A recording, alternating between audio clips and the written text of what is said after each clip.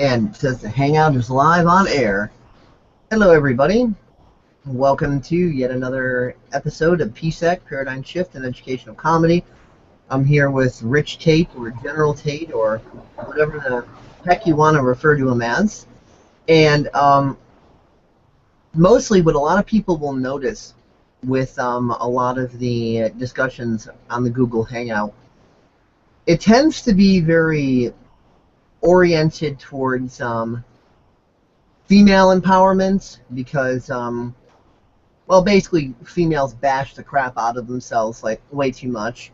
And plus, because, like me personally, most guys tend to have like this huge, like, societal ego thing going. So guys tend to kind of see each other as threats. That's why, like, when if you're talking like on an online forum or something, and talking about whether it's a programming project or whatever topic, it doesn't matter. Most of the people that you see butting in, wagging their proverbial dicks around, usually have literal dicks as well. Not saying that girls are perfect, not, being all like feminazi over here or anything, but just saying that girls usually aren't out to try to, like, compete with me. So that's why I tend to have more of a peace with them than most guys. Of course, the males I deal with are fewer than the females, but of course, there are guys that I know that don't have their head shoved firmly up their asses, such as Rich here. And needless to say, Rich had a good idea. Just to make it fair, so that, the ladies know we're trying to help them and not pick on them and not single them out, we're going to go into male insecurities today, and basically calling males on their own bullshit in general. Some things pertaining to women, other things not having nothing to do with women. But I figure if us being guys here are going to be making videos with girls and calling the female dichotomy on its shit, we have to be fair, and we have to call the male dichotomy on its shit too.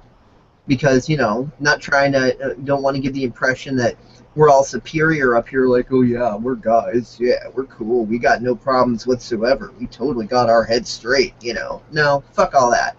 So, Rich had a good idea with that, so I'm going to let him, begin the rant with that, but at the end of all of this, we have a special little surprise in regards to something very funny that illustrates this beautifully, that has happened within the last few weeks on the NASA headquarters DeviantART group, and it's totally freaking hilarious, and I'm sure that all parties involved will be watching this eventually, so hello there. This is going to be really fun. So, but that's for last. That's going to be a little surprise, so we're going to leave that to the end. But for now, Rich, take it away. Good evening, good morning, good afternoon, good brunch, wherever the heck you are in the world. This is Richard Hamilton of the NASA headquarters group, founder. And I'm just going to start off on male insecurities. Today has been kind of one of those days, for me personally, and I just figured it'd be important to bring it up, discuss it, talk about it with the world. We all, us guys, we've all had our own fair share of crap come across in our lives. We all get insecure over what society says and what society, labels for us, and I just figured I'd bring some of it into the light, But anyway, I just kind of want to start off with the insecurity between males and females and the way I kind of feel about it. Primarily, it comes right down to it, we see pretty girls, walking around, and I'm sure we've all seen that, seen some pretty girl walking through a restaurant, on the street somewhere out in public, and we go, man, she's pretty, and we ask a bunch of questions, well, she's single, does she see me, does she notice me, does she, paying attention, you know, and then we start doubting our abilities to be able to, you know, ask or walk up to them and say, you know, hey, you're very pretty, you know, you want to hang out sometime, even if you don't know them, or if you know them personally. We all do it. We doubt ourselves and we walk up to them, and you know, our minds start running a million miles an hour, and we think of everything but the right thing to say. We think of, you know, something really stupid, and we bash ourselves and go, ah, she's too pretty, she's way too out of my league, or, you know, oh, she's really smart and I'm dumb in comparison, or, you know, we just think of all these stupid little things, you know, that, or, you know, she's hanging out with a bunch of other dudes that you don't know, and, you know, they're working out at the gym, and, you know, if you're not in the best of shape, you know, you may look at that and go, gee, if you want to hang out with me, I'm not as in good of shape as those other dudes, even though probably, and I'm not making any general specifics, because not everybody is, you know, a complete. Hey, Rich, your sound crapped out there for like about 15 seconds, just to let you know. You seem all good now, but your sound went completely dead for about 15 seconds. I don't know if that was just on my end or if it blanked out for everybody else too, so you might want to like repeat. The last thing I heard is you were saying, or she, you know, with a bunch of other dudes, and that sort of thing, and then it like blank. Yeah, my camera does that. Okay, anyway, backtracking. You know, she's hanging out with a bunch of other guys, you know, in public or in a bar or wherever. And, you know, they're good looking guys like you know, they're potentially smart, you know, generally they're the kind of people that have got, you know, muscle mass like Hulk Hogan on their arms, and you kind of look at your arms if you don't work out, and you kind of look at them and you go, gee, well, she's hanging out with all those guys, you know. So probably one of them's her boyfriend, and you make all these ridiculous, you overthink, and you make all these ridiculous predictions of how it's going to go, and then you shut yourself down, and you just kind of, you know, you walk away discouraged, and it's sad, really, you know. And there's millions of people on this planet right now, millions of men out there that are going through this perpetual loop of sorrow and misery. And it's sad, you know. It's discouraging. I go through it quite a bit. And what you're not realizing is that she's actually hanging out with her 3 best gay friends, but they don't fit the societal, like, airy-fairy sort of, ooh, obviously flamboyantly gay, so they look all, like, muscular macho, and you don't realize that she's hanging out with her 3 gay friends while she's standing there thinking, why don't any guys ever tell me I'm pretty? I must be ugly. No one ever says anything. And, you know, for all you know, that could be the situation, because sometimes that is the situation. Mm-hmm. Often very much. But that's just one instance in which I'm describing, and I mean, it happens, you know, in public. I mean, if you look at, like in recent news stories, this was probably like 6 months old. I mean, it's not super recent, but it is recent, relatively speaking. Elliot Rodger, if you recall that name, he was blared all over the news for doing the shooting down there in, what was it, Santa Clara, Santa Barbara, because he was a loner, because he, you know, thought nobody was ever going to be in love with him, nobody ever liked him. Now, do I think he was despicable for doing what he did? Absolutely. Was it not right? Yeah, it was terrible. Shot a lot of innocent people, but, you know, a lot of that crap that he was going through could have been easily prevented. That's the sad thing, and a lot of people don't realize that a lot of that could have been prevented with just some simple, you know, food for thought, if you will, things to think about, you know. And it's just one public instance, you know. We guys, it's as much of it's almost kind of an undermining thing, you know. We think of women as being these fragile creatures, and you know, they're, you know, we place them in a societal box jocks, and guys are supposed to be these strong, masculine GI Joes with no feelings, and we're supposed to just kind of tough through it. And, if we get sad, well, we're just supposed to beat it with our fists until it can't stand anymore. Well, that isn't true. It never was. That's, one of those societal paradigms that's been put in place that is just a complete full crock of shit that just doesn't even apply to any semblance of reality. Men are just as, fragile and, emotionally unstable at times as women are in terms of psyche, And generally in the modern generation, what we refer to with, social networking and everything else, that's kind of where men and women seem to interact anymore, especially for my generation. And it's kind of just almost more of a deceptive minefield. You see this, you see pictures of cute girls, all the time. If you're friends with plenty of them on Facebook, you know what I mean.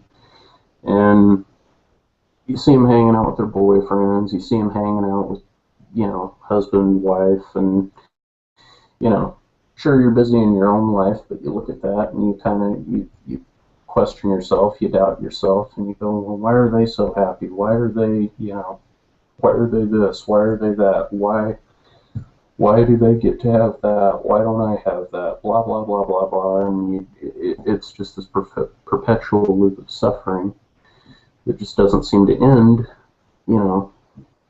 And I guess you could say I'm just more kind of talking right now because I've been kind of going through that a little bit today. Not bad, but it happens.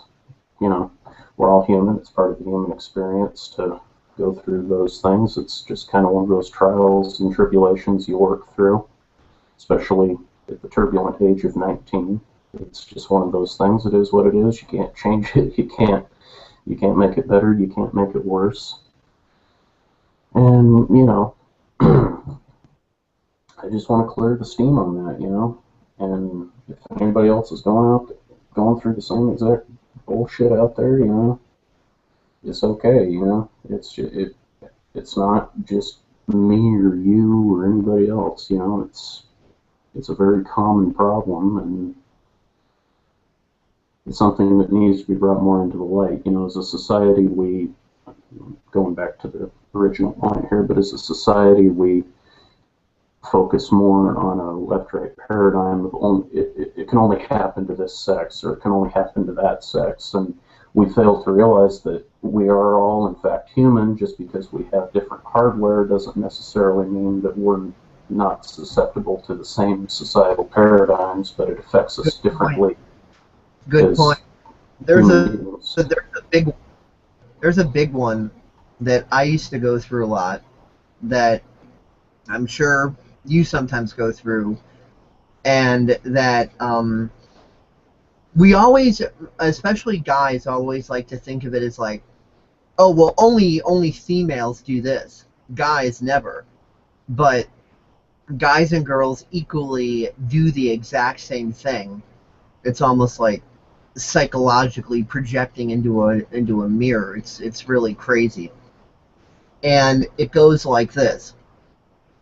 Basically, a girl has all these various insecurities and stuff about herself, and the guy's oblivious to the details of it. Now, the reason the girls aren't more forthcoming about these insecurities is because every time they attempt to be truthful about it and attempt to explain it and get guys to understand it, the guy's like, oh, you're being silly. You're just, you're making stuff up. That's nonsense. You're just making up excuses to avoid telling me how you actually feel. And at the same time, the girl is saying that the guy isn't exactly being forthcoming with his feelings either. Because we're taught to be all macho, like, if we're not this badass, like, yeah, that girls are going to look at us like we're big frickin' losers, like, if we're not all macho and acting tough and hard and whatever. And, there's a lot of guys that think that when a girl says, hey, knock it off, you're being a creeper, that it's actually some sort of a test or something. So he's thinking, oh, that's just a test, and I gotta, like, be even more macho and chauvinistic and badass and show her who's boss, because if I can't show her, then I fail the test, and she's gonna be laughing at me and pointing at me going, God, what a loser, he couldn't even pass that test, ha ha ha, what a disgrace. And then all of his guy buddies are going to be pointing and laughing at him like, oh, you fell for that, you're a frickin' loser, and blah blah blah. So the guy's approaching it with all this mental malware in his head about it, so to speak.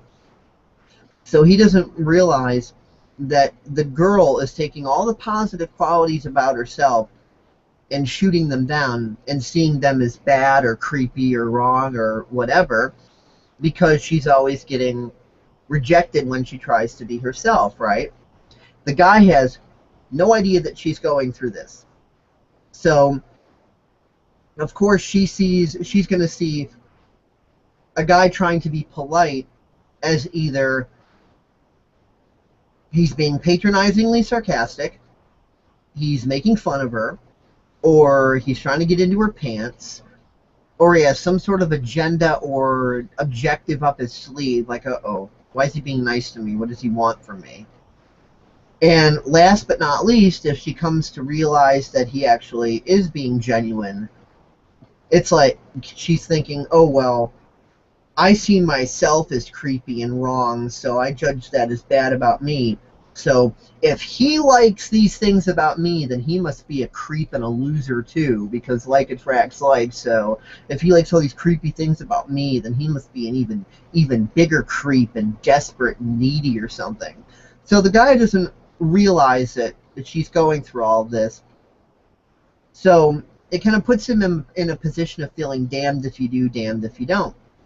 No matter how nice he is to her, no matter how he tries to relate and understand, he's usually getting hostilely shot down. You know, being accused of all this stuff as she's psychologically projecting, and he doesn't realize that she's psychologically projecting. So at first he's kind of thinking, okay, well, maybe she's just a stuck-up bitch or something, or a game player. Maybe she's having fun with my head. But, you know, 25 girls later, and they're all acting the same way, basically. The guy starts to think, well, wow, maybe there's something wrong with me. Maybe I'm just a big loser or something, and I just have to come to terms with the fact that, you know, I'm just a big loser, and, you know, so on and so forth. So we start putting ourselves down, and we're thinking, well, we may as well accept that about ourselves to prevent further pain and prevent further heartbreak and prevent, you know, having our expectations shot down and whatever. So we get into this mode where it's like, all right, well, if I'm just a big loser, I got to deal with that, and, you know, that's the ceiling of you know, my life here. I can't pass that. I just have to come to terms with it and never try for anything better. So we start thinking that, you know, the reactions we're getting are just all completely our fault. So we're actually making her problems about us when they have absolutely nothing to do with us. And what we don't know is that if we just respect her right to be her and our right to be ourselves, and no matter how harsh she comes at us, to realize what it is and to just be compassionate, then she will experience something she's probably not used to experiencing. Genuine caring, genuine compassion, genuine kindness, and all those things she used to think couldn't actually exist. Then she has to start, you know, reevaluating herself. And through that process, one of two things is going to happen. Number one, either you're going to have a bit of back and forth, a bit of rocky road, but then you'll kind of start working as a team and clearing that up, and the friendship will get stronger and stronger, and you'll get closer and closer. And if it really gets really strong and really close, it might naturally evolve into something more than friends. It'll be something really cool. Or she just won't be able to handle the reality that's contradicting her belief systems, and she'll just keep clinging on to her belief systems, and that rubber band between the two aspects of contrast is just going to get so tight that it'll eventually snap, and she just won't have anything to do with you anymore. And as long as you're willing to respect that it's a coin toss, and to not demonize her or yourself if the latter happens instead of the former, then you'll start to evolve yourself. And when she sees that you didn't demonize her when she did that she kicked you to the curb, and you're not all like, oh, you fucking bitch, you're just a stupid bitch for doing that to me, blah, blah, blah. When she sees that you're just like, alright, well, you know, I don't like what's going on, of course, but I respect your right to make your own choices for yourself, and if you don't want me in your life, then okay. You know, I care enough about you to let you go if that's really what you want to do. I'm not agreeing with the situation. I'm not approving of it. I don't like it, but I respect you enough that if that's what you want to do, I'm not going to fight it. And then after that, either she'll make a turnaround thinking about herself and then draw back to you, and it'll be a conversation about how you're both feeling, or she'll still kick you to the fucking curb because she's still too latched on her belief systems. But the real trick is respecting yourself and her enough to, you know, to go through that and allow that natural flow of things. And you'll find that as you do this, your experiences with chicks is going to start to change. When drama and stupid stuff happens and there's that snapping and that drift, it won't be so hard of a hit. Your mind will be clear, you'll see what's actually going on, and it'll actually be a lot easier to respect her right to be her, and not like point your finger at her like, that stupid fucking bitch, you know. You actually legitimately will not feel that surface like you used to. You'll have that understanding and clear-mindedness, because the other half of the time, you'll have the really good experiences that'll blow your mind and defy your paradigm. And when your paradigm is defined, guess what? Or is defied, guess what? You'll be in the exact same spot that she's in. Because like Rich said, it's a human thing, not a gender thing. So either you'll start reevaluating yourself and start straightening your head out, which will allow you to let her in more instead of putting up walls of insecurity so that she can't come through, or, you know, it's the same thing. Either your brain will end up imploding and you'll psychologically project and kick her to the curb, or you'll allow things to expand and get closer, and amazing shit will happen. So you'll be in the exact same position that she's in. Because like Rich said, this isn't totally not a gender thing. This is a human thing. Because we're all taught that we have the right to be individuals and defend each other's individuality, you know, defend our individuality. Well, at the same time, we're taught conform. This is that, you have to do this that way, so on and so forth. So you're trying to be an individual while trying to conform. And what this does is it makes it so that everybody else is taking your individuality as an attack on theirs, and you're taking everybody else's individuality as an attack on you. So it's a big clusterfuck of shit, and both genders are involved.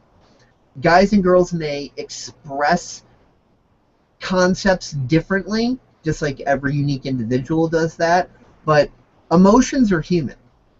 Guys and gals all basically want the same thing. They want good friends who actually legitimately are genuine and like you for who you are, and vice versa. They hope that eventually maybe one of those friends will become more than a friend and have that special thing there. They want to be accepted. They want to be loved. They want to be able to tell someone about their shitty, horrible day without the person they're telling, you know, taking 3 steps back and wondering whether or not there's some medication they should be taking, or, so on and so forth. Just, your right to be human, to be happy, to be sad, to be all these other human emotions. And our society has gotten to the point to where human emotions are actually deemed as neurological disorders.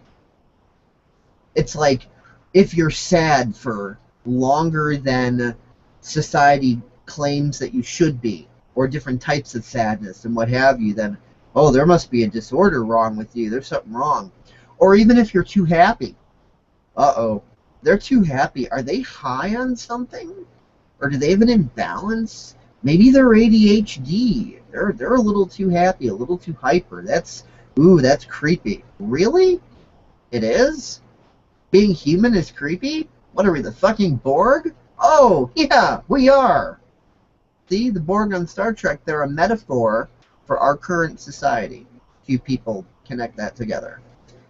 And with that, I will step back off the soapbox.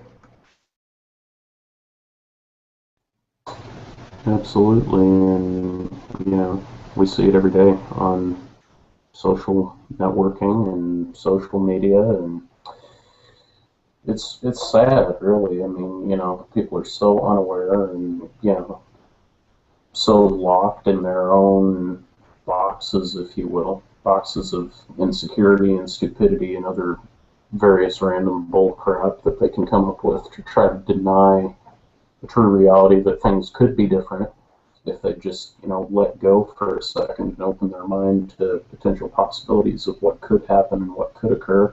I've seen it happen millions of times, more than I can count. It's just, it is what it is, and there's nothing you can really do about it. I mean, it's just,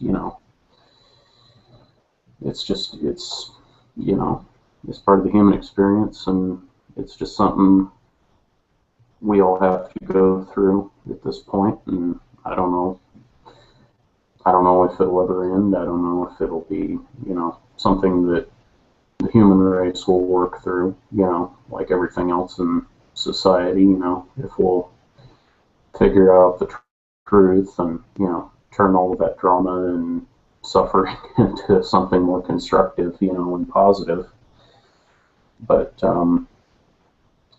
yeah, insecurity, I mean, it's just kind of, it's really a universal thing. It's not just something that you can pin on one sex or another. I mean, the media is one of the biggest criminals behind that lie, that women are the insecure ones and men are supposed to be these, knights in shining armor. They're supposed to come rescue these damsels in distress and save them from, the perpetual dragon that's inside of them. Well, I'm sorry, but, that's a two-way street, Men have got their own demons and dragons inside of them, too, that, pull on the mental psyche, just as much, And that's the one thing I can say about reality. It's as much mental as it is physical. It's not just, a physical world in which we live in. It's more so a mental one. And some days are easier than others, but, for me personally, today's been kind of one of those days of just kind of like, I see other happy people, that are together, and I'm just kind of wondering to myself, why not me? But of course I know the answer, and I know in time it'll happen to me too, and, I don't get all depressed and all down like, oh, it's not going to happen, Now, a year ago, I did it all the time. I said it would never happen. No way. No chance in hell. And what does the quantum mirror throw at me? It throws at me a beautiful woman. I'm not going to say her name. I'm going to keep her private. But if she ever does eventually watch this, she knows that I'm talking about her. We're not together anymore, but for 10 months we were. And at first it was just complete and utter disbelief. I couldn't believe it. Here's this pretty brunette girl, from Texas of all places, and, here she is in front of me, Never thought it would happen. I said it wouldn't happen. I didn't realize it was the quantum mirror calling me on my crock of shit at that point, but I do now. And, you know, then, you know, the relationship builds into something pretty nice and pretty good, and we kind of come out of the closet with each other, and we exchange our thoughts and our feelings, and we gain each other's trust, and we let our guards down, and then ensuing drama kicks in, you know. Her personal life or her home life goes to shit, you know, and I watched her deteriorate, you know, and as a result, it's kind of a cascade flow. It's like a domino effect. You tip one domino over, all the dominoes start to fall. And it just perpetually got worse and worse and worse and worse. And then those conflicting ideas, you know, as Dave so vibrantly put it, it's like a rubber band, you know, tension stretches until snap. And in September of 2013, we broke up over a stupid thing, you know. I was talking about, you know, her sister on DA, and she got all butthurt at one of the comments, you know, because I was making a compliment to her sister, saying that her sister was very beautiful, and, you know, she took that the wrong way, and she tried to do some context twisting to try to formulate the idea that that means she's ugly, not wanted, and hated, and I didn't know how to deal with it then. I took it as, you know, drama and, you know, reacted in the wrong way, but, you know, but of course I made up for it. I tried to. But of course she just, you know, went off on her own path, clinging onto her ideals, and, you know, she kicked me to the proverbial curb, if you will. But, you know, it's taken me a few months. I've gotten over it. I figured out what it was, you know. It doesn't bother me anymore. It hasn't bothered me for quite some time. I just look at it. It is what it is. And I bet there's plenty of people watching right now who've had very similar experiences, you know, in life, you know. We all go through those rough relationships. This one was a long distance one, but you know, it was as real as, you know, any physical relationship. And that's another thing I want to, you know, make clear, that just because it's electronic, you know, doesn't mean it isn't real. Now, there are the cases, yes, where, you know, you have catfishing and you have all of those other scams and scandals and other, you know, bullshit that happens on the internet. Of course it happens, you know. But of course, yet again, scams happen in real life just as much as they do, you know, in the electronic world. Just because something happens over the internet doesn't necessarily mean you have, that anybody has the right to say that, you know, your relationship is fake, or it's not legitimate, or, you know, that's just a crock of shit in and of itself, you know. I mean, who is it for anyone to say what is legitimate and isn't legitimate, you know? But anyway, back to the point. You know, it was a 10-month long relationship. It was a constructive relationship. You know, good memories, a lot of good things, you know. A lot of close moments we had. You know, we talked a lot on Skype, and, you know, got to know each other, and we made plans to, you know, turn the digital relationship into a more real and personal relationship. But it didn't happen, and, you know, it is what it is. I'm not, you know, it doesn't bother me. It doesn't cause me pain anymore. It did for a long time, but it doesn't now. You know, I just look at it, it is what it is, you know. I can't change it, you know, and I just accept it for what it is, and I use it as a point of strength, you know. And after that whole thing, it was a point of strength, you know. It showed me qualities in myself, you know, even when the relationship was going on, you know. It opened my eyes to qualities that I had never known I had, you know.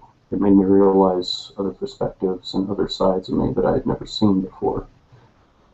And, you know, it was a building experience. I don't know how much of a building experience it was for her, you know. She might have so much mental malware, she might have not even realized the opportunity that was in front of her. She might have just collapsed inside and might still be in a proverbial drift right now, drifting through, you know, this endless loop of suffering and misery. And, you know, it was a building experience. You know, I learned a lot of things about myself. You know, you know, I learned that I had been asleep a lot of my life. You know, that anything is possible. That nothing is written in stone. You know, it's not like, oh, you're never gonna, you know. But anyway, you know, it just is what it is, and I worked my way through it, and you know. But anyway, I'm going to step off of my soapbox, and I don't know if Dave is still there, but you know, yeah. I'm still here. It's just easier to share the link to this hangout on Facebook.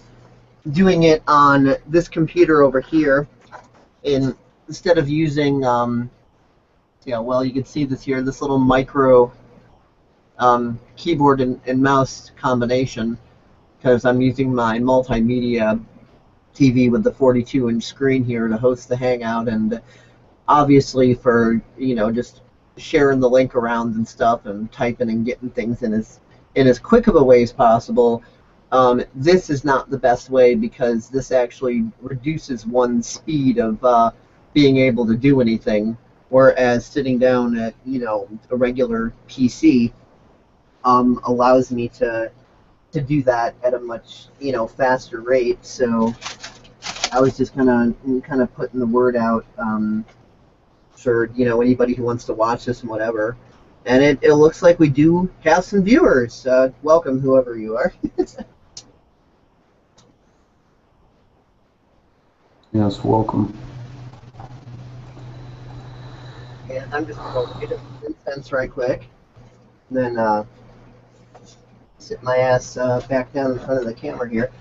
But I was listening to everything you said, and I agree. And that's another thing we take for granted too, is people online. It's like online can bring people together, of course, and allow us to cooperate and do all sorts of amazing things that wouldn't have been possible otherwise. But Mm-hmm. on the same token, people can also dehumanize others. Like, oh, it's just online, so it doesn't matter if I take them for granted or treat them like dirt, or so on and so forth, because it's just online. Acting as if like they're not even human. And there's a lot of really good friends you can make online. And most people think, especially because the world is as big as it is, they think, oh, well, why bother with online friends? Because what are the chances we could ever hang out in person anyway? The answer to that question is way better than you think. I have I have met so many people from online that you know I never thought I would meet in person, but there it is, and I did. Like my best friend Katerina, she visits me. She travels the world. She's been to like all sorts of different states in the United States. She's been to Canada. She's been to France. She was in Hawaii. She was in Costa Rica not too long ago and kind of touring Central America. Her hotel room, when she was in this one spot in Central America, wherever the Mayan ruins are, she had a hotel room where she could actually see the Mayan ruins out her window. And she was just doing like this whole cool thing. And then she went. Right now she's in Pennsylvania seeing her husband's family, and then she's going to be going back to Portland, Oregon, to see her family, and then her and her husband are going to be going to Austin, Texas, to do some sort of business stuff there. I don't really know all the details about it or anything. She's been quite the busy bee, but we've talked a little bit here and there.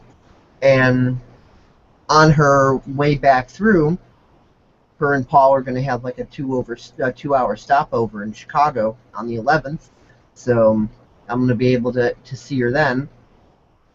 And then she absolutely plans to spend a few weeks here again, back in Chicago. either later this year or some point in 2015. Not exactly sure. She's just had a lot going on. But when things settle down a bit for her schedule, then she's gonna pop on back over here and chill. And I'm sure we'll have plenty of new interesting PSEC videos again with her and I in person. Just as we've had a bunch of those, in 2013, and I'm sure we'll have them again in 2015. So that's more people can look forward to. So yeah, you'd be incredibly surprised who you can end up knowing in person, because sooner rather than later, they're either going to synchronistically somehow end up in your city, or something's going to come up to where you end up in theirs. And I know there's people thinking, oh, there's no chance of that. Who'd want to blah blah. Insert all sorts of excuses to try to talk yourself into why that could never happen. But that sort of shit happens all the time. I mean, if you look online on YouTube, and there's a lot of other people other than just Katerina who are always talking about going to different cities and stuff, or people they know online coming to visit them.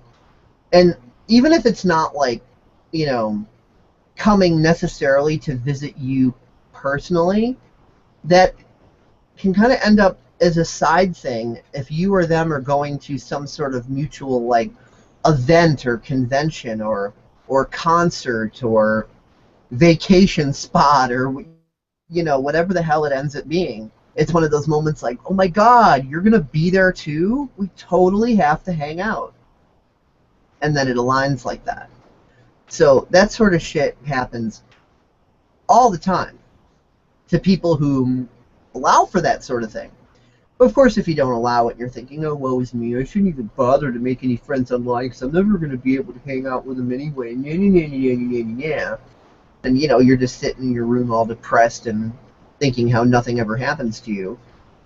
But it's like, if you sit there all depressed thinking, I never get to go to the store, and the store's a block away, and if you just sit there thinking that you're never going to the store, then you're not actually getting up and going. So if you're sitting there just thinking, oh, that could never happen to me, blah, blah, blah, then you're not actively putting yourself in a position to where it could. If you want it to rain, don't stand in the middle of the desert. Go somewhere where it actually rains, metaphorically speaking. But a lot of people are just trapped in their paradigms, and I know exactly how that is. There's a lot of things that I didn't used to be able to do that I could do now, and I realized that the only reason that I didn't figure out how to do it sooner is because I was spending a lot of time throwing myself a pity party. And there's a lot of things that I can't currently do now, but I realized that, okay, there's either blocks in the way, or I'm currently in progress forward to eventually getting to that. Because people also have a problem with wanting instant gratification. They're thinking that they have to already be at their destination before they can even begin their journey to that destination. Or a simpler way to say it might be, they expect to plant a tree seed today and have a 40-foot tree tomorrow.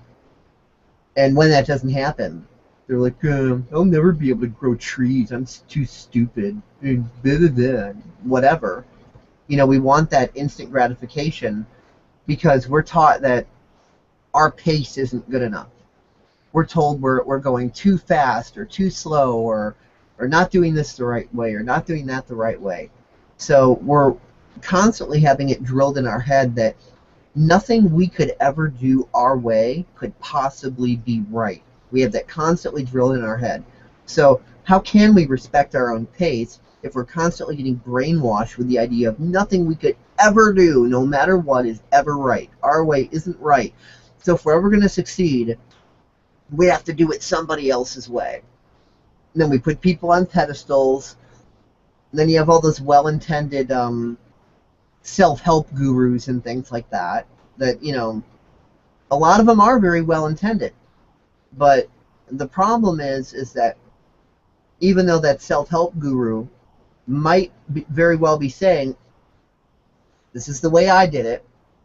That's just proof that it can be done, but you got to find your own way at your own pace.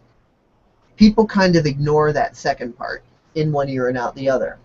And so they try to do things exactly as that particular self-help guru did it. And inevitably, for most people, that fails hardcore.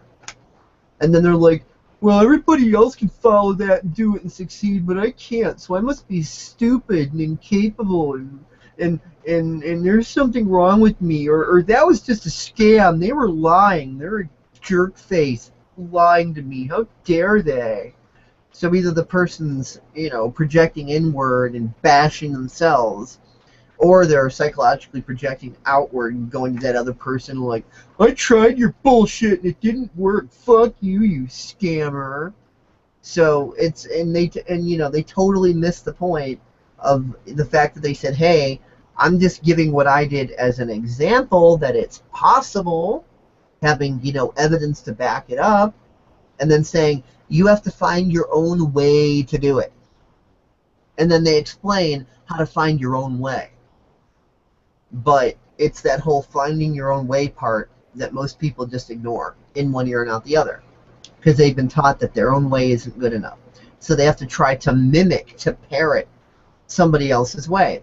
That's also why a lot of these wannabe scientists, people that slap the label of scientist on themselves and pretend they like science, when they will only look at the information that already matches their current paradigm, and they'll just ignore, anything else, because it's like, oh, that seems weird or unrealistic to me or whatever, so I'm just going to pretend that's not there. So they stay locked within their paradigms because they're on this ego trip that they have to be right. But the funny thing is the way they do that is they have certain archetypes that they're following. Oh, that guy with a PhD over there did it exactly this way and thinks exactly like this, so their view is the right view, and they are absolutely right because they have all this money and they have a PhD and they're friends with Stephen Hawking or whatever the fuck the situation is. So then it's like it just gets into like a massive intellectualism clusterfuck with some of these psychological projections. And that's one of the many outward ones that people do, because they're locked in these paradigms, and especially again the male egotism, and we're taught to be all macho. We're taught we have to know anything. We're taught we have to know everything in advance of even being able to learn it. And if we don't just know, and if we're not immediately right, then we're stupid and we're weak. We're taught that making mistakes is not a valid learning process. Even Einstein said, anyone who's never made a mistake has never tried anything new. Mistakes are part of the learning process. But guys are taught that if you make a mistake, you're weak. You can't make a mistake. You have to succeed, bam, right off the bat. And if you make any mistakes or have to do it on, take too many tries to do it, then you're just weak. You're just a loser. Picture the classic kids movie where the kid that, the little kid that hasn't really learned how to play baseball very well is up to bat and constantly missing the ball, and all of his teammates are like, we're going to lose because of you. You loser. It's your fault. You're bad at playing, so it's your fault we're losing. You're a stupid loser. So it's like guys have that, ingrained into them that they have to know everything and do everything like right away, and if they can't, then they're a loser. They don't want to be a loser, so they're like really all defensive. So they will take these paradigms of information and they'll just be all bold, and no matter how full of shit they are, they'll be like, no, motherfucker, I'm right about this.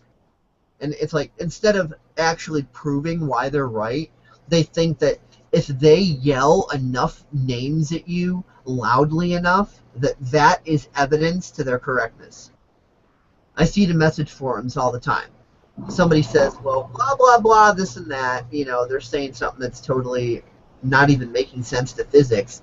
And somebody who actually knows the material politely comes up and says, well, what about this, this, and this?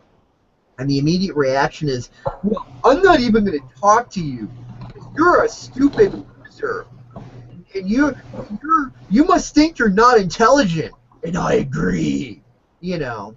And then they'll like block you, or they'll just like keep saying, I'm not even going to read what you're going to say because I already know that it's all crap because I'm intelligent. You're stupid. You don't know what you're talking about. I do. And it's just like this whole egoic clusterfuck. They feel that if they're not right about every little thing, that their reality is going to collapse and explode and they're going to cease to exist or something. And you not only see that in like online message forums and in grade school and in high school and in the workplace, you also see it in scientific communities and everything else like that. People assume that science is always right, and that if scientists are up there saying something, that it must be right, and they act as if science is this perfect way of getting to the absolute truth of things, because science is supposed to be the exploration of knowledge to simply discover what is and what isn't for whatever it is or isn't. And people don't realize that most of these scientists are just like these big grown-ass babies who have preconceptions of reality, and they try to look for evidence that what they believe is right. And anything that might contradict that, they're like, oh, you're a fringe nutcase. And that so-called fringe nutcase might say, well, look, I've done all these experiments. I've documented all the evidence. You can review it yourself. And you would think that a fellow scientist would just say, oh, well, gee, he has evidence. It's documented. He's experimented. I better look at his evidence and double check it and make sure he did the experiment right, and maybe even do the same experiment myself so I can see whether or not it's right. And if it's not right, then I can tell him what he did wrong. See, that would be civil. That's not how scientists are. Instead of doing that, they're like, I'm not going to bother looking at your pseudoscience. That's not evidence. That's an insult to my intelligence. Go away, little boy, you fringe nuts. I'm not even going to look at your worthless contrivances, because you're obviously delusional and have been watching too much sci-fi TV or listening to this other guy that I equally don't like, and I'm going to compare you to him now as a form of insulting you. And you're just so beneath me. Get away. And that's how science really is. And it's also that way because scientific data has become industry. If you have a current belief system that one particular science works a certain way, and that's become an industry, that shit's making profit and has shareholders and everything else. And if new data comes along and says, well, actually, I've got a better way of doing this over here, then that takes this industry here and blows it up, which means no more profits over here. Now, of course, someone civil and reasonable would think, well, that's no big deal if this proves this wrong, because everybody over here can just switch over to this and nobody loses any profit. But they don't think that way. They totally do not think that way. Anything to add? No. Nothing of major note. Are you sure? Yeah, more or less. I can't think of anything at the moment. Should we get into our surprise that we mentioned earlier? Yeah. Might that be a good time? A good, because the little surprise that we mentioned earlier kind of matches in with what I was saying about science. Uno momento. I shall be back. Okay. Because this has to do with something that was, happening in the NASA headquarters group on DeviantArt, and that is the DeviantArt group that Rich runs. And basically, I'm going to start off just the basic punchline story, and then I will let Rich continue with the details when he gets back, seeing as, it's his group and all. But basically this. There was this person by the name of William Black, although I doubt that's actually his real name, And we also jokingly refer to him as Black Caulk, Caulk, as in like adhesive sealants, but the innuendo and play on words is kind of obvious with that. And that metaphor is obviously representing ego. Because this guy is one of those people that I'd say he likes to debate, but he really actually doesn't. He just kind of likes to throw his weight around at everybody with the pseudo-intellectualism and just talk down to everybody. And he just, we all know the type. We all know that sort of personality type. Well, I was reading on that group, and I just found it just kind of funny. And I was thinking, this guy's obviously a troll. And nothing pisses trolls off more than when you're polite and respectful to them. So what I decided to do is I gave him the link to the summary version of Larkin Rose's little diatribe, if you want to call it that, called Removing Mental Malware. And it's really great. And Larkin Rose is very civil in that, very logical, very straightforward, makes a lot of good points. And what he goes into is basically about a lot of the type of stuff that we just explained, that people are looking to cling to belief systems and not really explore reality. So they will often exclude information, in their research and only, go to the information that already fits their paradigm.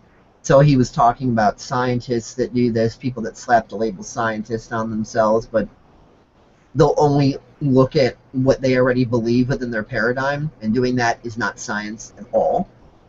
And, people who blindly believe the mainstream news headlines and calls everybody else a delusional idiot. And on the other side of the coin, you've got the truthers that they believe what they believe, and they equally are not willing to look outside of their predetermined box. And when anybody says, hey, look over here, they're like, oh, you're just a sleeping sheep. You shut up, you sheep. When really, that's just a defense mechanism for like, oh, you're giving me new information that conflicts with what I have, and I don't want to look at that. So it's like two sides of one coin. And Larkin Rose really outlines that perfectly. So all I did is I replied to Mr. Black's little I'm holier than thou rant that he was on. And I just said, hey, here is a link that, y'all might be interested in checking out. So I gave him the YouTube link. And that was it. And dude just blocks me right after, making a comment like, we can like read it verbatim in a moment here, but it was something like, oh, well, you seem to think you're unintelligent, and I agree with you, and something stupid like that. And then he blocks me. And I was laughing, and I thought it was so funny. And all I did was post, a screenshot of that and the fact that he blocked me.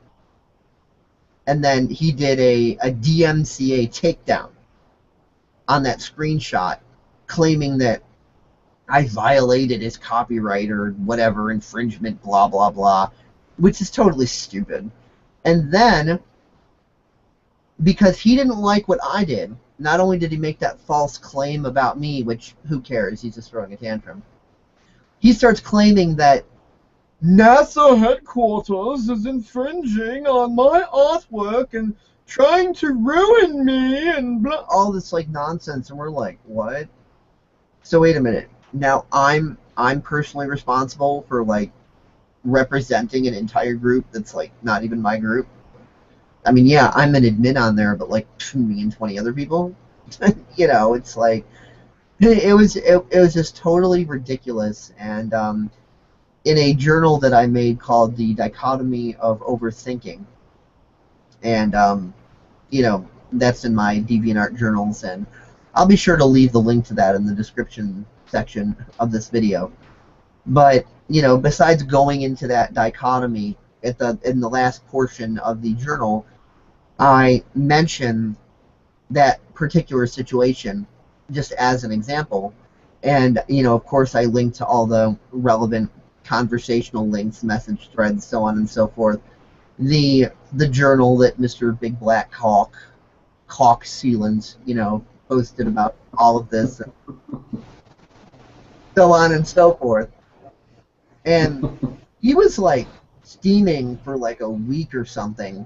Oh yeah, he came back 5 days later and he was like, "You guys are so full of shit. I hate you. Fuck you." And he starts spamming the main page of the group with all of this slanderous bullshit that it's like it's way too funny to even get angry about.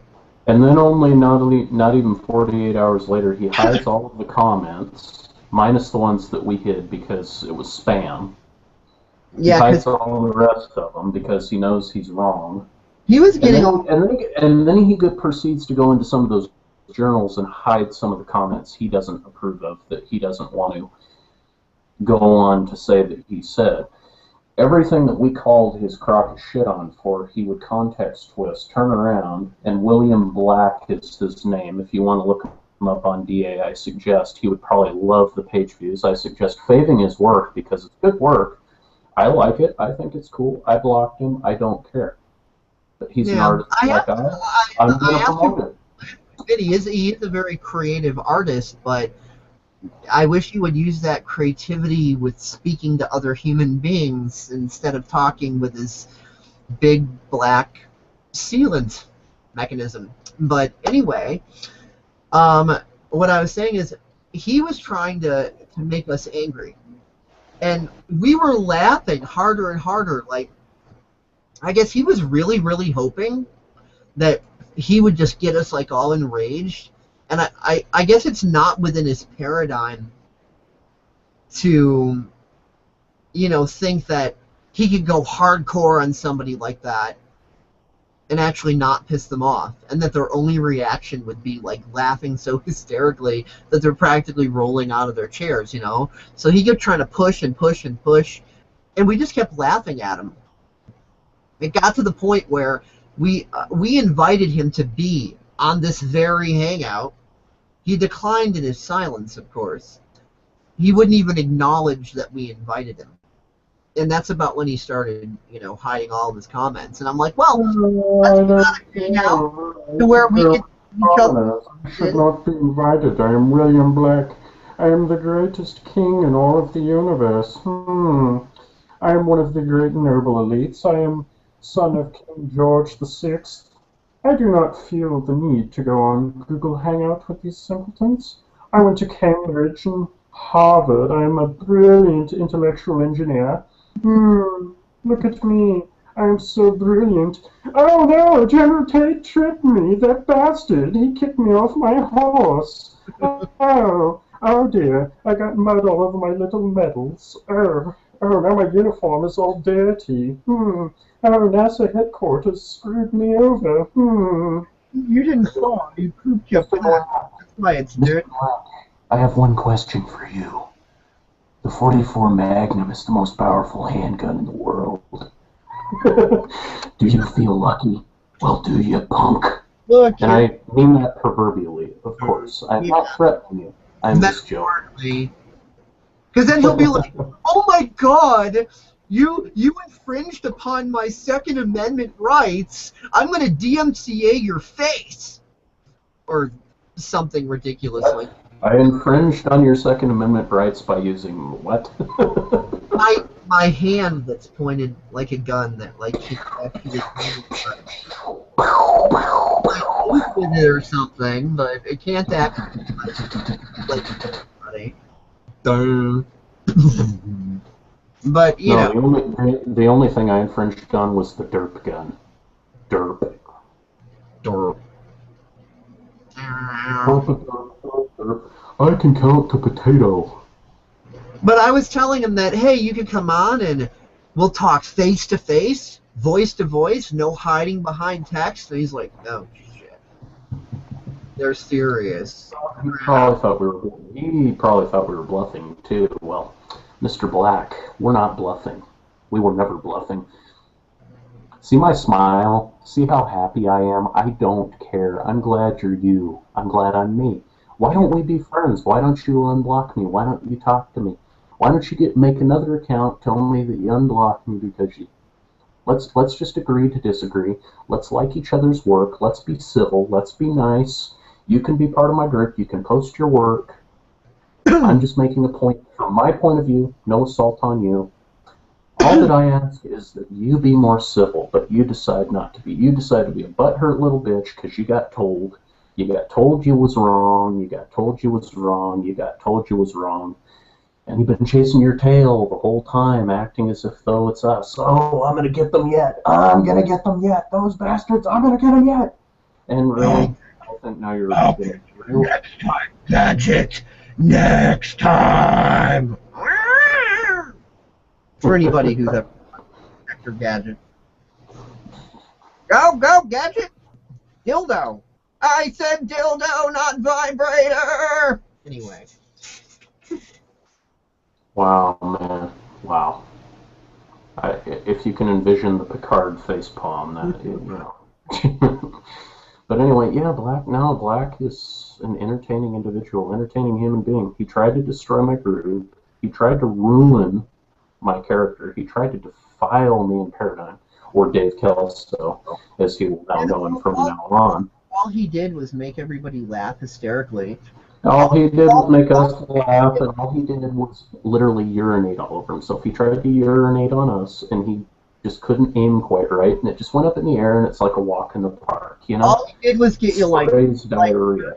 30 more members due to the entertainment factor, and people kept going to both you and me privately, laughing their asses off, and going like, dude, what's up with the new comic relief you guys got going on in the group? And we're just laughing like, he's just all, butthurt because he can't agree to disagree. And they were just laughing and telling us what a pathetic loser he is and just laughing with us. And they're like, he actually thinks you're mad? He doesn't realize all this is funny? We're just like, no, man. He actually seems to think that he's pissing us off or something. And they're like, dude, be obvious. I am William Black. I am talking to Harvard Space Engineer colleagues on G+.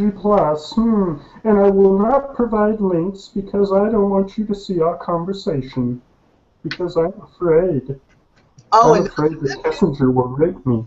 Not to mention, disagreeing with him makes you mentally imbalanced. Anybody who disagrees with him has a neurological disorder, because if you do not agree with me and my holiness, you are mentally imbalanced, because only a mentally balanced individual would agree with me, and only a mentally unbalanced individual would disagree with me, because I am King Poopy Pants and I have cork on my tip.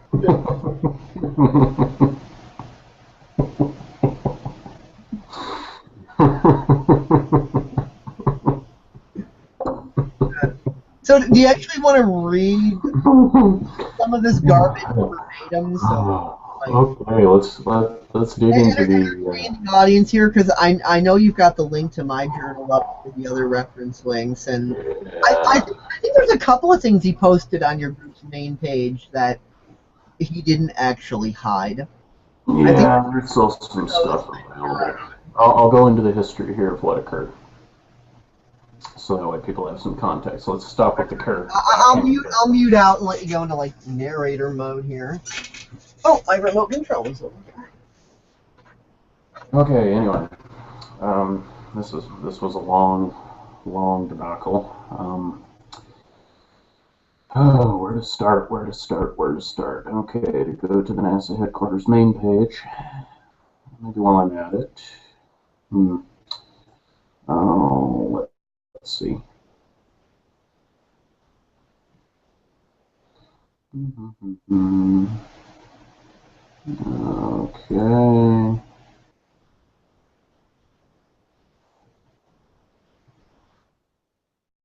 Okay, now, I don't know how good the quality of this is, but try to make out some of it as By discernible as the way, possible. I did kind of, break down the storyline in that journal entry. Oh, I know. I did But break. I want people to at least have some semblance of where to navigate. This is NASA headquarters. It's my pride and joy, big group. 395 members, 490. Well, actually, no, it's not accurate. 416 if you count all the admins. 493 watchers. It's a good sized group. It's a hub for where you can share aerospace, aviation, sci-fi. Oh, where is it? Let's go clear back to the beginning. Um, so let's see. This would have started. Man, I can't believe it was this long ago, but back in September Just 16th. just do me a favor and don't actually show a shot of his page or any of his images or whatever. Let people, go directly to the link if they want to see it, but don't show his crap. We don't want him crying, so please don't show it. I'm just going to show it anyway to piss him off. Okay. Okay, here we are. NASA awards contracts to Boeing and SpaceX. If we just go down here, I give my perspective on, how all of the contracts are basically rigged. I mean, honestly, the only way anything gets done in Washington, D.C. is via bribery. Hey, Rich. Boeing. I mean, Hmm? Seriously, don't show it because you know how I you know. No, I about know. MCAs I as know. well. So don't Yeah. show anything of his. I'll only show that little Just, black just to be on box. the safe side. Because I'll just show. YouTube can get kind of censorship Nazi sometimes, so let's not take it there. No, I ain't gonna show his page. I That's was that's joking. what I'm saying. Don't show his. I'm showing the comments here. I'm showing Okay. the comments. As you can see on the screen, depending on how the screen quality is. Okay, I basically stated that. We can't see the screen anymore, at least. Or oh, now I can. Weird. It's like your screen went out, then it went on. That was weird. Okay, go ahead. It's probably because I'm scrolling. But anyway, basically what I said, it basically started out, with, well, unfortunately, that's what happens when you have a world elite who are hell-bent on preventing man from doing what he was meant to do, explore. And I was basically stating that, the competition between SpaceX, Sierra Nevada Corporation, and Boeing is all just kind of a big cock-wagging contest in terms of who gets the funding. It's safe to say with SpaceX, if you're in a space-related thing, that it's 100% American made, but as with Boeing and, all of that stuff, it's relying on Russian-made rocket engines, which really doesn't take the dependence off of Russia, which is what they were hoping, which is what they're saying it will do, which it won't. That's kind of an oxymoron, even though I don't have a problem with us using Russian-made stuff, because the only reason we're enemies with Russia right now is because the New World Order is playing the manipulation game and pinning both sides against the middle, and Putin realizes it, but unfortunately, a majority of the American public doesn't. And William Black is, safe to say, one of those people who just does not understand that the only way to get anything done in the world is through bribery. And he basically just goes on to see, I don't see any reason for your views, your views are dumb, there's no such thing as bribery, And I basically go on, he basically presents a bunch of history that I'm already aware of, tries to throw it in my face that I'm stupid, don't know what I'm talking about, et cetera, so on and so forth. Presents the government reported Kool-Aid, all of that stuff. And I basically go on into my spiel of how I feel about it, and then he retorts back that I'm just a big dummy who doesn't know anything, in a really long, proficient manner, of course. You know, he tries to use the definition of what aristocracy means, and I know what aristocracy means, and, you know, he's trying to act as if I know literally next to nothing, you know, and that's kind of how it all got started. And I respect his rights to view. I never censored. I never said that he was dumb. I never retorted saying that he's an asshole who just needs to go drop off the face of the earth. I never once said anything like that, and I won't, because none of it would be true if I did. He has his views. I have mine, and I just let it lay at that, you know. In my group, I feel everybody should have the right to, you know, share their viewpoints if they feel that they need to be shared. But, you know, it's different, on the other hand, when you have some guy who thinks so highly of his own viewpoints that he thinks anybody else who thinks on the contrary or differently is, you know, dumb or not worthy of note. You know, that's kind of a Thomas Edison move. You know, it's like, oh, nothing worthy of note. You know, and you know, I do follow-up stories on, you know, all of that. You know, the Sierra Nevada challenging the NASA space taxi deal. And he comments on that. I never replied because it was his viewpoint. I knew where he was standing, and if I said anything, I knew he would just do more of the same retorting. And then, only a month ago, just about a month ago now. A month ago by tomorrow. NASA issues stop work order on space contracts, and basically it's a news story about, you know, what happened with basically Sierra Nevada Corporation basically protested NASA's decision, and NASA stopped it for a few days. And currently they're being processed through the Government Accountability Office, which is probably just a big giant word for saying, you know, fuck off, we don't care, you know. And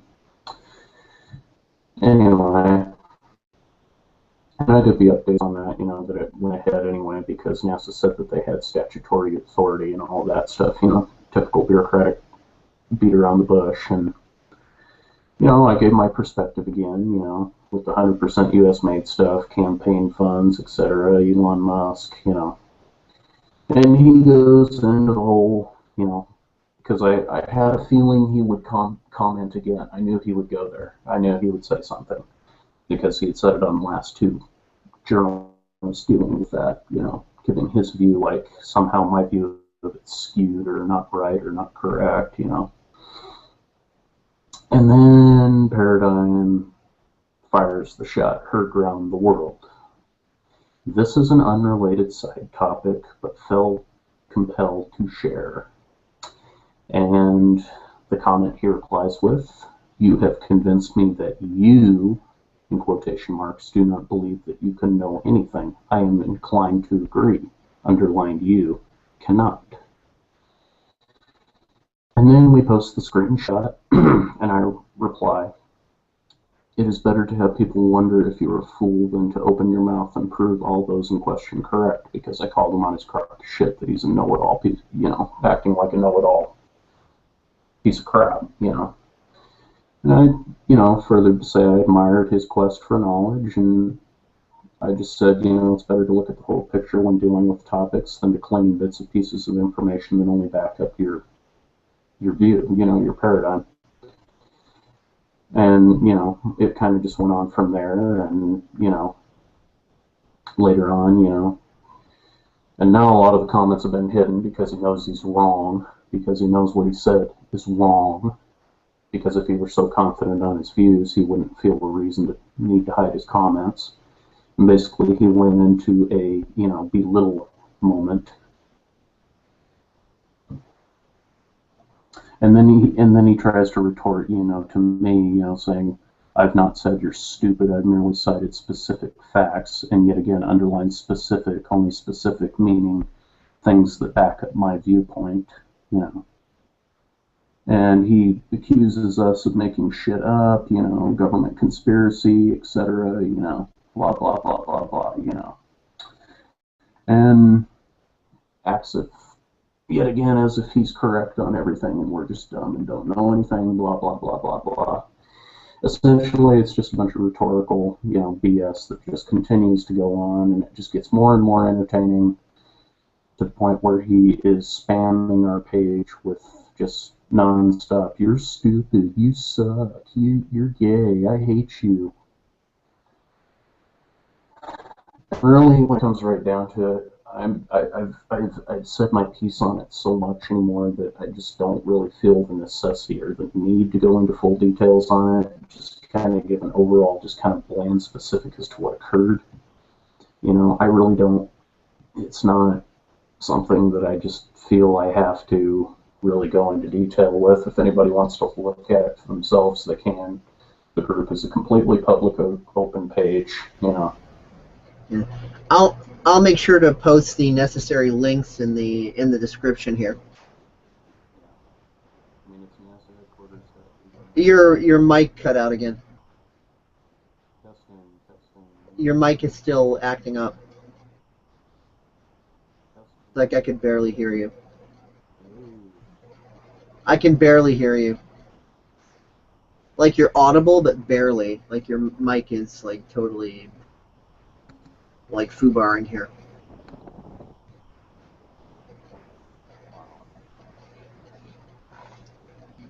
Yeah, that happens with this microphone from time to time. So bear with us. It'll resolve itself momentarily. It doesn't usually last for too long. His mic will like crap out and then it'll work again.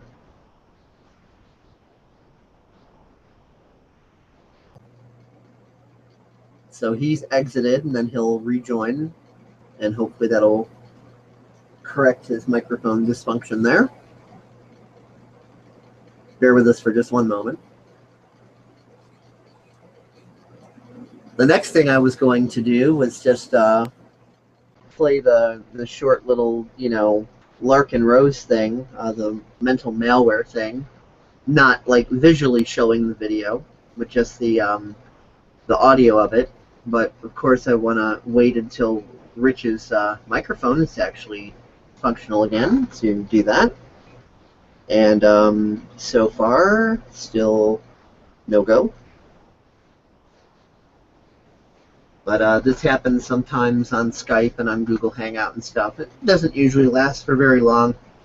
He usually kind of texts that. So just bear with us for just one moment. I heard something. I just heard a tap tap and it was clear. It wasn't like really like under. I heard another tap there. You're really low. You're coming in super duper low, like way low volume. Like you can be heard, but barely. Yeah, I'm gonna fix it. There we Just are. a second. Got it. Perfect. Got it. You're Does that back. work? Okay, it's working. Welcome back. Welcome back. Yes. Welcome back. Good. Good. Finally. Cool. Yes. Thank you. Yeah, it wouldn't take long. So, would it be okay if I played the audio version of the mental malware Lark and Rose thing so that our viewers can see that my link was in no way derogatory, no way insulting. You know, Lark and Rose wasn't up there like, you're all a bunch of pussies if you don't believe me or anything like that. He wasn't being a dick. He was very professional and logical about it. So I was thinking I want to play the, you know, the audio of that into here.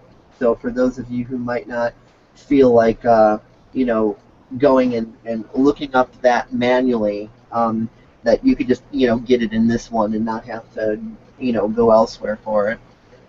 What do you think, Rich? Yeah, but anyway, I just want to make it really clear as I was going to, you know, NASA headquarters is completely public, open page. It's completely viewable to the World Wide Web. You can come on and look at what I'm talking about.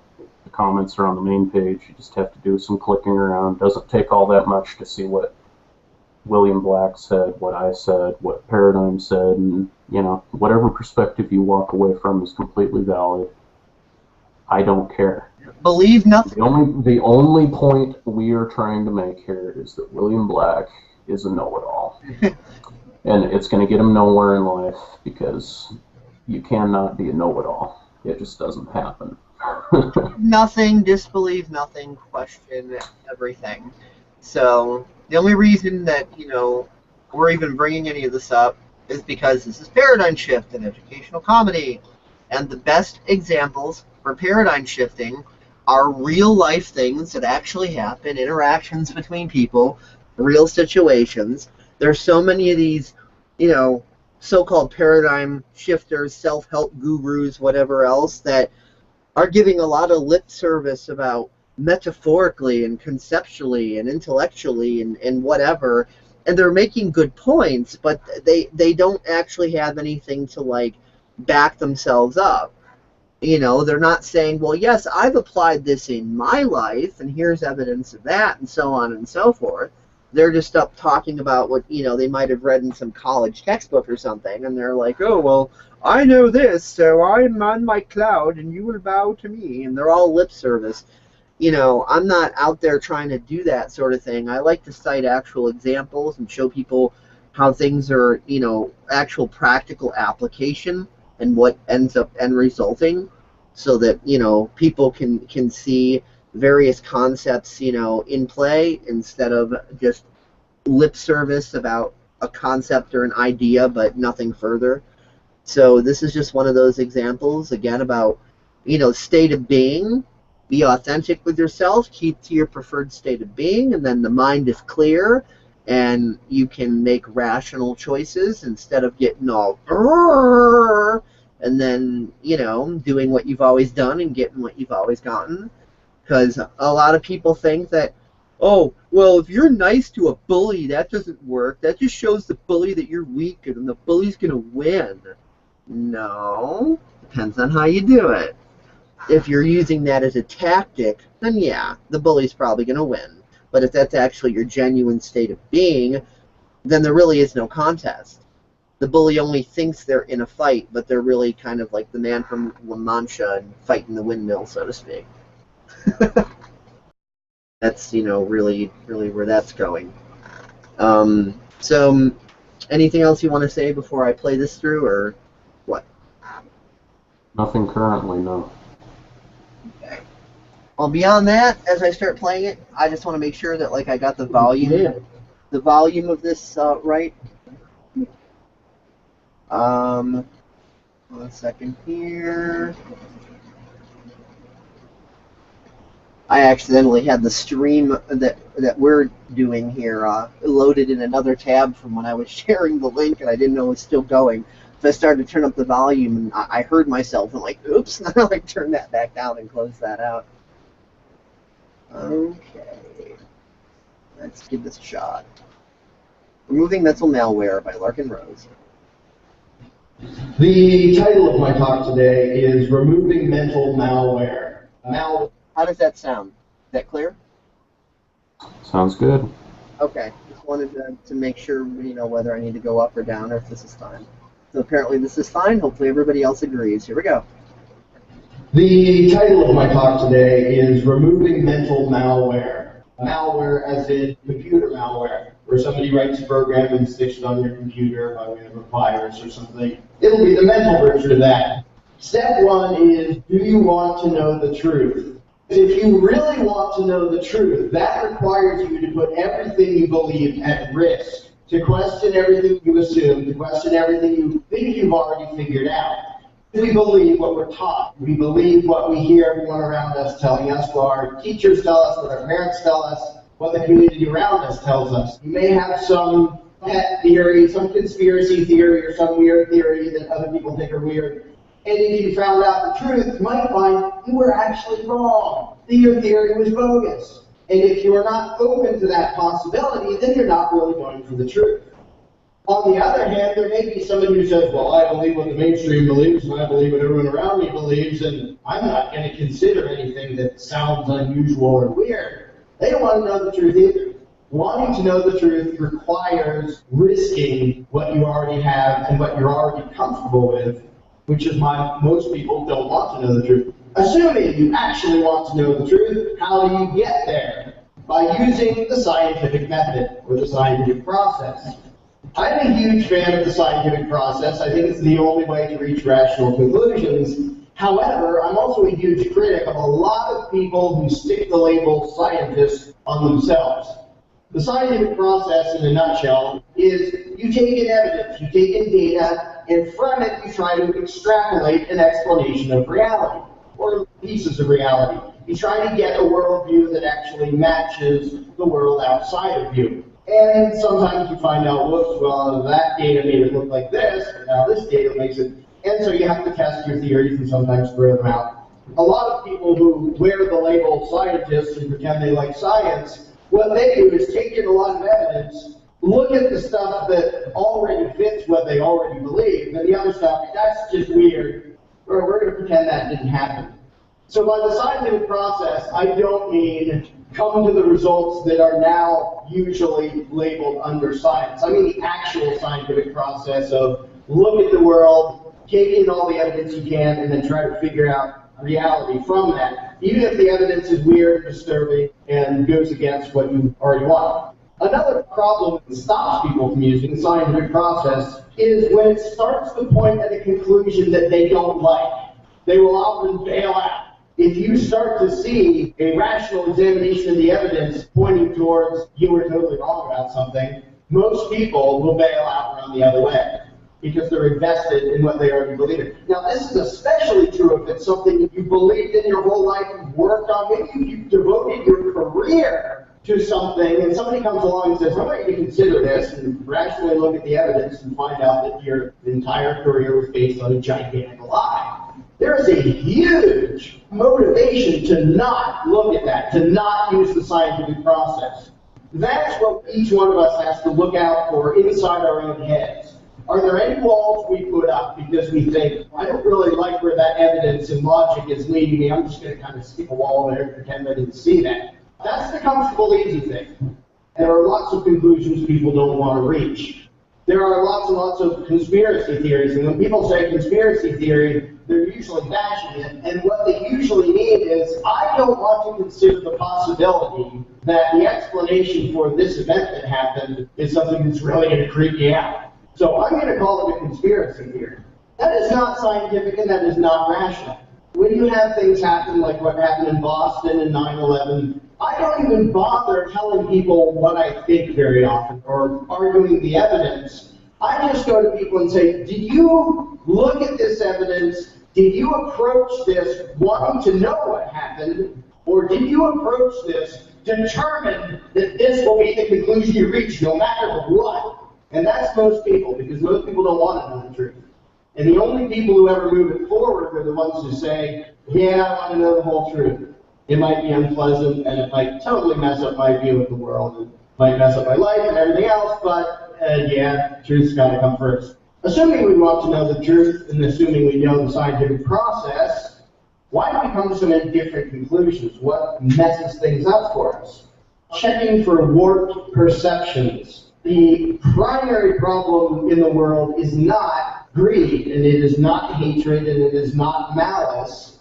It's the fact that people's perception of reality is hugely twisted by things they're taught, by things they hear all around them, their upbringing. I think it's pretty self-evident that if you have one huge group of people who means well and wants truth and justice to prevail and sees reality as it is, and another huge group of people who wants truth and justice to prevail and they see reality as it is, they probably wouldn't be trying to murder each other. Which means the underlying problem in every war is not the hatred, even though there's obvious surface animosity while they're trying to kill each other. It's warping of perceptions. At least one side, and I would say both sides every time, their perceptions have been warped such that they think trying to kill that other guy is necessary for humanity, and the guy over there thinks trying to kill them is necessary for humanity. And if the one side or both sides whose perceptions were mangled could fix their own perceptions, the war stops. Because they suddenly realize, okay, you think you're the good guy, and I think I'm the good guy. If we both understand reality, we'll probably stop killing each other. The problem is, this is something I refer to as mental lenses, things that are inside our head that warp the way we see the world. Everybody thinks he sees the world as it is. It's impossible not to.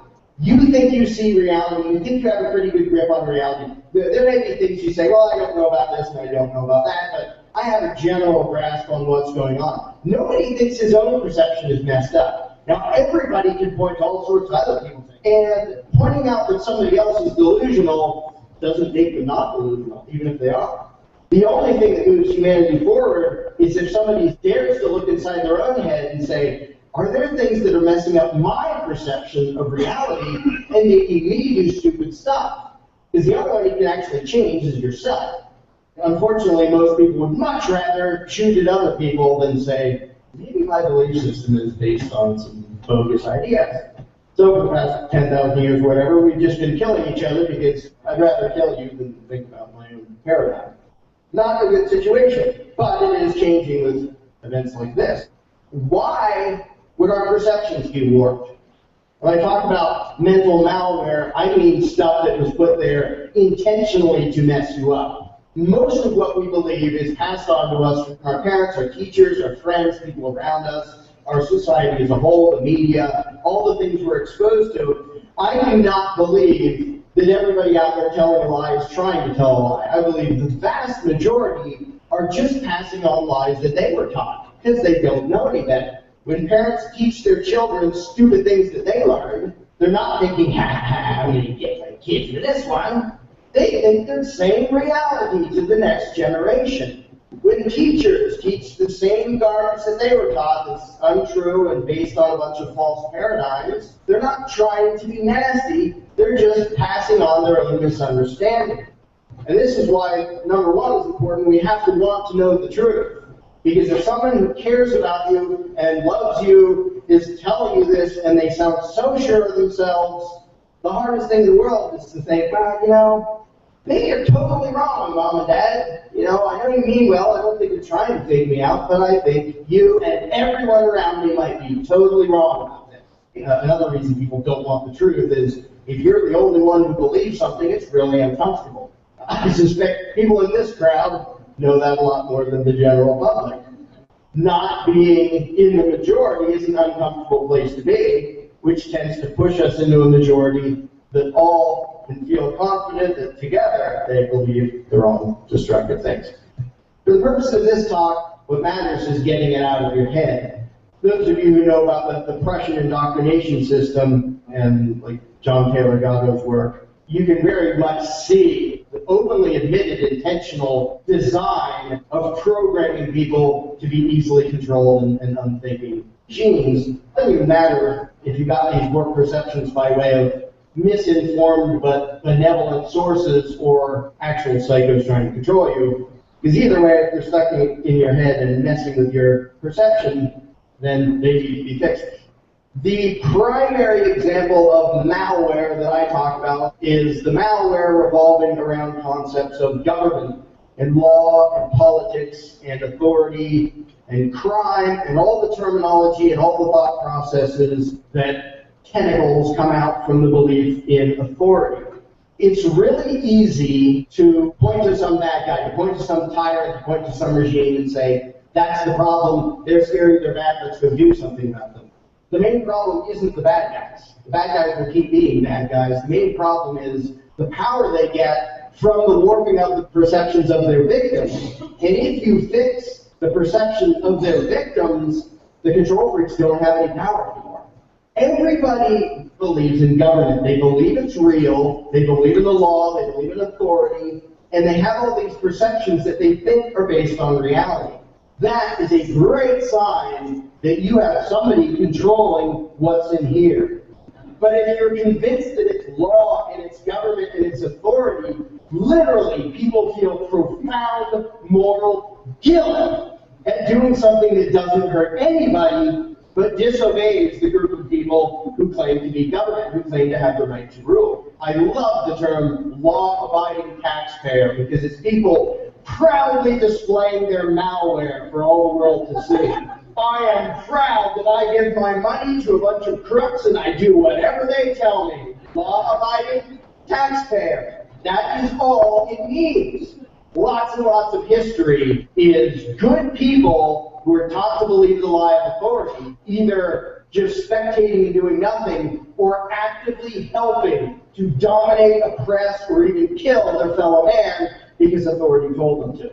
And that's what I mean by the fact that the problem is not the psychos. There's only one reason we know the name Adolf Hitler, and it wasn't because of Adolf Hitler. It was because lots of people in Germany believed in the thing called authority. And so if the guy is in a certain position and has a certain job description, and he tells you to do something, well, you do it. You follow orders. You enforce the law. If they didn't believe that, what could one goofball with a stupid mustache possibly have done on his own? Same thing everywhere. Red China, Soviet Union, go anywhere you want. The mass oppression was not because all the individuals doing it thought, today I just want to go hurt somebody. It's because they were raised with the malware of authoritarianism and government and law and all these concepts that go together, so they really feel guilty about doing what they know is right. But Stanley Milgram did experiments which totally show that this applies to Americans as much as anybody else. We know what is right and wrong, and we will do the wrong thing if a perceived authority tells us to. That's the horrendous punchline. And I highly suggest everybody go check out this. It should be required. People should be forced to read that book. Stanley Milgram's book is called Obedience to Authority, and it goes all through his experiments, which is really creepy, but it's an outstanding expose on mental malware and the destruction it leads to, making good people do really nasty, evil stuff. Even inside the freedom movement, because the malware is so lodged in most people's heads, even the vast majority of people say, I want freedom, they don't recognize their own malware. They don't even check for it. Because they think, the problem's in Washington, D.C. Those guys are bad guys. And yeah, they are bad guys, but they're not the problem. And we have to go do something to them. And whenever that's the focus, you lose, because you miss the underlying problem with the world. The entire idea that we have to do something to the ruling class, whether we have to vote in people who will sit around and go petition them, we have to go have a protest, we have to have a revolution, there is nothing you can do to the control freaks who pretend to be government that will fix reality. As long as that malware is in their heads, it doesn't matter what you do to the current ruling class. Elections and petitions, even revolutions, they're pointless because that isn't the problem. If the problem is inside your head, shooting somebody in Washington isn't going to fix it. But if you imagine a world in which the malware is gone, and tomorrow 300 million people wake up and say, I don't really feel a need to give a bunch of my money to them. In fact, I don't feel a need to use their crummy currency that keeps going down in value. I don't feel the moral obligation to obey their arbitrary, stupid commands, and I definitely don't want to fuel their war machine in their police state. So, now if one person does that, out come the jackboots and he gets stomped and killed and thrown in the cage. If 300 million do it, we're done. The end. As long as you're focused on doing something to the rulers, nothing fixes because they're not the problem. And all of their power comes from the malware in our heads, our perceptions that they have the right to do this, that their commands are law, that when they say give me money, it is robbery, it's taxation. These ideas in the heads of the victims are the problem. But what it comes down to is when people understand the malware, it goes away. Don't be scared of chaos and anarchy. Be scared of the guy who says, put me in charge, and I will fix the world. He is not your master. You are your master. And there we go. I didn't see anything belligerent or rude or insulting or degrading or anything like that. I felt he was being completely, perfectly logical and calm and rational. What do you think? Yeah. To me, it's just him stating his view and stating the mere truth of the situation, you know? it just is what it is, you know. In fact, he's not pointing fingers, he's doing the opposite. He's saying pointing fingers is a part of the malware. So it couldn't even be used to point a finger at Mr. William Black because it's totally the opposite context.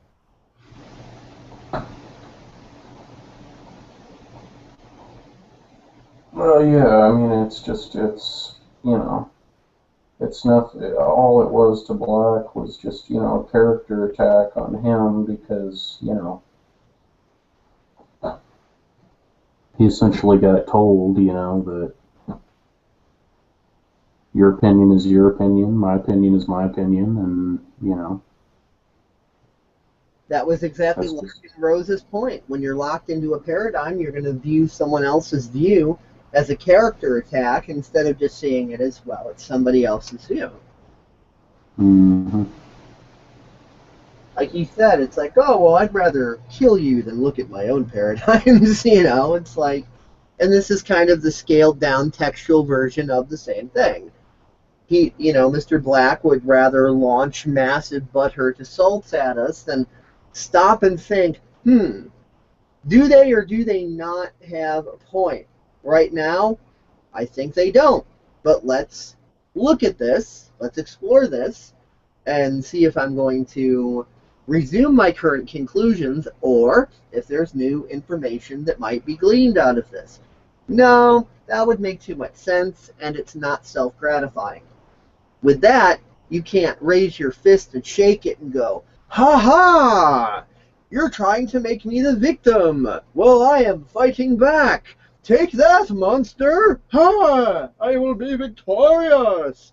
You know, you can't do that if you're calmly going, okay, I disagree, but let's look at what you're saying. Let's take it into consideration.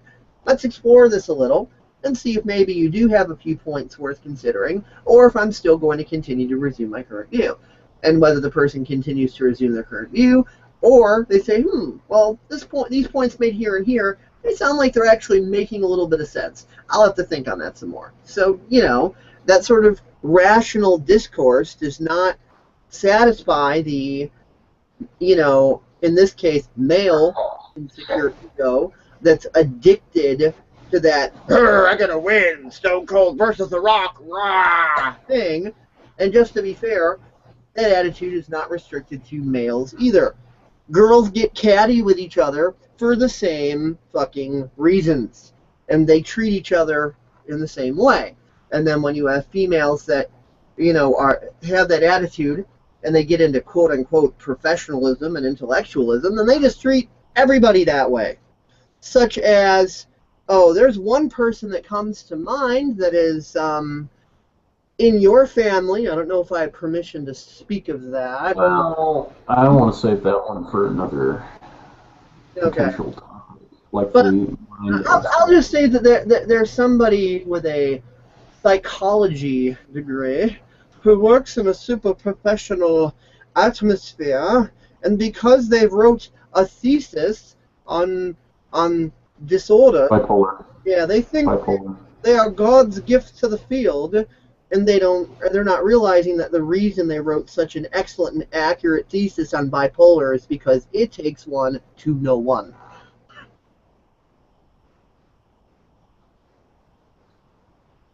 Mm-hmm.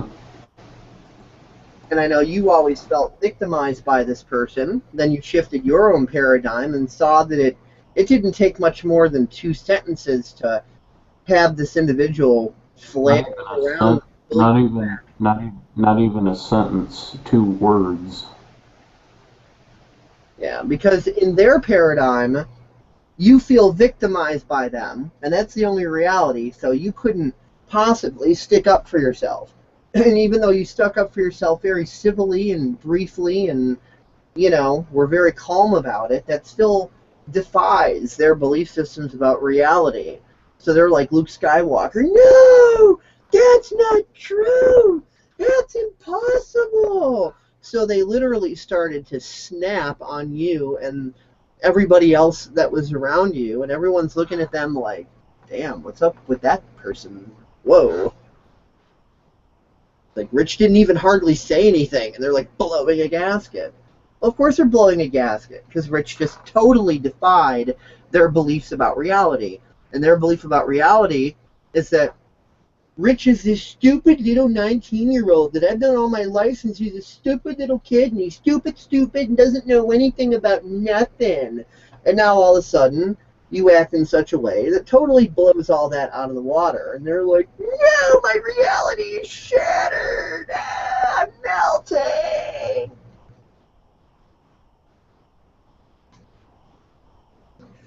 And this person that I'm speaking of is female, so thus making the point that this sort of William Culk attitude is not restricted to males. Just a part of the psychological human condition is all. Yep, nothing more, nothing less. Part of the matrix, as some might say, figuratively speaking. And we're learning to become unplugged from the matrix. The Matrix movies were a metaphor of that idea. We're not literally plugged into machines, but the Matrix trilogy was about, Larkin Rose's mental malware explanation, 3 full movies of it. So that's essentially, the metaphor. It's about the societal indoctrination and freeing ourselves from it. So anybody who hasn't seen the Matrix trilogy yet, I would highly recommend it. It's a very, very great, 3 movies, and it's awesome. And if you look at it from the perspective of realizing that it's metaphorically representing some stuff, you'll get a lot of benefit out of it. But if you don't realize that, then it's just a cool movie with the cool special effects and lots of ninja-type moves, and wow, that was cool, and that's about all someone will get out of it if they're viewing it from that extremely narrow paradigm. But if someone's mind is expanded and seeing it for the metaphor that it is, they're going to look at it and go, oh, wow, they're making some good points up of this thing.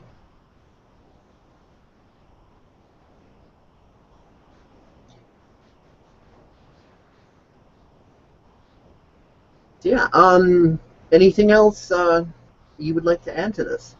No, nothing of real particular note right now. I'd just literally call it just a good discussion that's kind of been closed. We've said all that we've needed to really say on the subject matter when it comes to this specific topic. And as far as anybody watching this, and in regards to William Black, even if you agree with us, don't go walking up to William and being a cock yourself. Add him to your watch, and fave his art, and be nice to him. I'm not suggesting anybody be all mean and nasty. We weren't mean and nasty with him. We're not advocating anybody else be either. I mean, yeah, the situation's amusing, but if hey, whatever you want to do, but I'm not advocating anybody, come up and, be all bitchy with the guy. I'm not condoning anybody to give him attitude. Add him to watch, fave his art, comment on it, be nice to the guy, and, like Jesus said, treat others as you would want to be treated, not as they might treat you. Exactly, yeah. I would honestly enjoy if he would just, lighten up, post his stuff in my group. That's what it's there for, His perspective is welcome, even though I may not agree with it or like it, That's fine. He's completely within his right to hold his views as I am to hold mine. And even when he submitted that journal going on the tirade about both of us. Oh, yes, I almost forgot. Yeah, the journal. Yeah, you allowed it to be submitted to your group. You weren't like, oh my god, it's talking negative about us, I'm not going to let that in my group. You're like, okay, you approved it because, you're not going to censor him just because you disagree and whatever. You let it through, and, everybody's got their right to their take on things, and, whatever, it's fine. Mm-hmm. But his ultimate goal is to turn my group into basically take all my hard work, shove it down my throat, and tell me to, suck on his big black proverbial dick, and essentially what he ended up doing was doing autofellatio because I was never at his waist to begin with, because I wasn't going to waste my time. I think he was hoping to divide up the members of your group into factions, turning the group inward on itself and destroying it. That's essentially, yeah, that's what he wanted to do. And it didn't happen. It wasn't Nope. happen. It won't happen. Nope. And this is why. Now, if we would have gone off half-cocked, and reacted and disrespected his right to his view, then yeah, his strategy would have worked. And that's probably the type of people he's used to dealing with. I'm sure he's used to dealing with people that are stupider than he is and that are hostile, and that, he's used to these, fuck you, blah, blah, blah, sort of dramatic reactions. I'm sure he probably is used to that. That's probably the only real reality from his paradigm. So from his view, he's thinking, okay, well, all humans are like that, and therefore, if I light the match on this kerosene, then logic dictates the kerosene will burn. And he lights the match on the water that he thinks is kerosene, and nothing happens, but he still thinks it's kerosene, and he doesn't realize it's water. So he kept trying to light it, and it kept going out, going out. He's like, why isn't it working? Because the whole rest of the world doesn't work according to the way he views reality as being. And I'm not faulting Mr. Black with that statement. We are all brought up to think that way, that our view of reality is just how reality is, and it's the only view. We're taught that there's only one view, that everybody is just taught, and that view is the view, and everybody else sees reality the same. But reality is viewed in 7 billion uniquely different ways by 7 billion people, all with their own opinions, and some of them will agree with others of them more than others. You'll have similarities and differences, but despite any of those, it's still 7 billion unique individuals having their unique individual take on things, regardless of who may or may not agree on what. And that's what people don't understand. They think there's one universal view that everybody views reality through, that, you're taught something in school, and that's the view, and everybody views it from that, and, because that's literally what we're taught, and it's bullshit.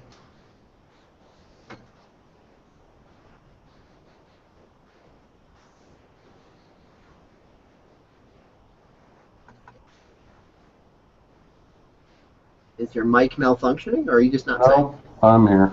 I'm just listening. Well, I guess that basically wraps it up then. The whole topic of male insecurity and ego just appropriately shifts to human insecurity and ego. Because that's, really kind of the point. That's, got to realize that's what it's about. Everybody's been indoctrinated into this, and everybody has their own particular perspective of the way they view that indoctrination. And, we got to realize both our similarities and our differences of uniqueness, and learn to realize that, all truths are true, all views are valid, and, it's only when we disrespect each other's right to hold our views and act like Nazis and be like, no, you got to see things my way, or blah, blah. Or the assumption that there's only one view of reality, so if someone's saying something different, then they must be intentionally patronizing or belligerent, like, well, they know as well as I do that this way here is the only way to view it. So if they're saying that there's another way, then they're intentionally and knowingly patronizing me, mocking me, so I must attack. And then it's like, no, they're just being an individual. They literally view things differently than you do, but it's like, we're not taught to think that. So. Mm-hmm. Oh yeah, he took everything we said as a personal character attack. He was just automatically like, oh, well, they don't agree with me, so that must mean they're against me. When someone thinks that there's only one view of reality, then the idea of someone saying, everybody should have the freedom to have whatever opinions they want to have about things, then a person who thinks that there's only one view of reality, interprets that as, oh, well, they're only talking about, like, someone has a right to like or dislike chocolate ice cream. You know, they're not bringing it up to any more expanded than that. They're not realizing that people actually have very different views of reality. So, you know, the idea of someone saying, well, you have the right to your opinion, it comes off as patronizing. It would be like the equivalent of if you said, hey, man, the sky is blue, and they replied back to you with, no, it's not, it's green, but, you know, you have the right to your opinion. You'd probably take that as being mocking or cocky. So that's kind of the way, you know, people view differences of opinion. It comes off with, like, that level of patronizing. And the other person tries to explain, no, dude, honestly, I really actually view things this way. But it seems so unbelievable to the other person. So then the other person attacks them. So the person with the differing view, from their perspective, they feel as if this other person attacked them first. So then if they attack back, they feel that they are initiating a return fire and they didn't start the whole thing. Whereas the person on the other side of the coin feels that, you know, the person was attacking through mockery and ridicule and sarcasm. So the person feels then that they were attacked first and that they are just returning fire. So they are literally both viewing that from the perspective of a victim, because neither of them is really clued into the idea that, hey, maybe there really are actually two differing views at work here. Mm-hmm. It's pretty freaking interesting. Indeed. Well, I guess, unless you have anything else to add. Not particularly, no. I mean, it's just, you know, it is what it is. He has his rights to his views, I have my rights to mine, and, you know. Everybody has their rights to theirs, regardless of what the topic or who, so next time you feel triggered by someone else's opinion, advice to all y'all, instead of getting, you know, all how dare you, stop and think to yourself, are they attacking me, or do they really believe what they're saying? Are they really sticking their foot out in front of me trying to push me down? Or are they really actually believing what they're saying? And then you'll see that if they really actually believe it, then you will actually be able to see how they could actually take what you said that you feel is an innocent enough statement as an attack. Then once you can relate to them on that level, yeah, you can't make them relate back. You know, you can't be like, oh, I see what's going on. Here, I'll explain it to you, and have them realize simply just because you decided to realize, no. But once you have that realization, it takes two to tango, so there is no dance if you're not tangoing. If you're not being the same as them, then there is no conflict. There's just you respecting their right to have a tantrum and them tantruming, and then that's it. And that's how conflict is dissolved. Mm-hmm. So, thanks everybody for watching. We'll see you next time. Hope you found this entertaining and informative and whatever else. And if you suffered through all this whole thing and feel that it was stupid and retarded and we should be shot, then, you know, we respect your opinion to feel that way. So you guys can also have a good night as well. Have a great night, or morning, evening, afternoon, brunch, lunch, wherever you are in the world watching. Have a great day, great night. A great whatever. It's a big, round, 24-hour planet. Uh-huh. Adios. Peace out.